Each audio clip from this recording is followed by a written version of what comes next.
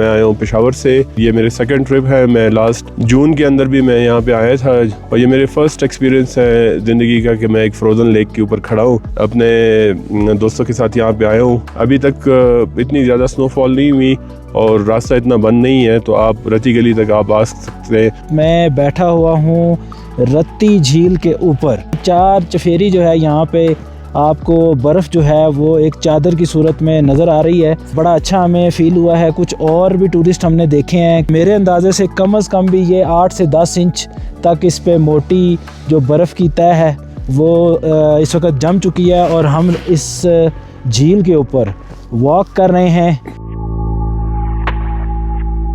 पहली बार ऐसा हुआ कि ये बर्फ़ के फ्रोज़न लेक के ऊपर हम खड़े हैं रत्ती गली पे और मुकम्मल झील फ्रोज़न है और मुकम्मल रास्ता बिल्कुल ओपन है। कोई रास्ता बंद नहीं है। बेस कैंप तक मुकम्मल रास्ता जो है वो गाड़ियों के लिए ओपन है। आप जो दोस्त बर्फ़ या फ्रोज़न रत्ती गली को देखना चाहते हैं वो बिल्कुल आ सकते हैं।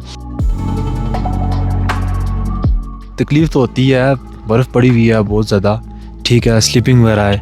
जब इस नज़ारे में आए ना, यहाँ पे जब बंदा देखे ना तो सभी कुछ बोल जाता है। यकीन मानो नीचे से वहाँ से रिवर्स होने लगे थे, ये बस ख़त्म, यहाँ से आगे हमने नहीं जाना। उन्होंने कहा नहीं जी इतने दूर आए, चलना है। आए आगे माशाल्लाह नज़ारा देखा तो दिल खुश हो गया है। कुछ मंथ ही हैं, मंथ क्या कोई दिन ही रहते हैं, फिर ये मुकम्मल ब्लॉक हो जाएगा एरिया।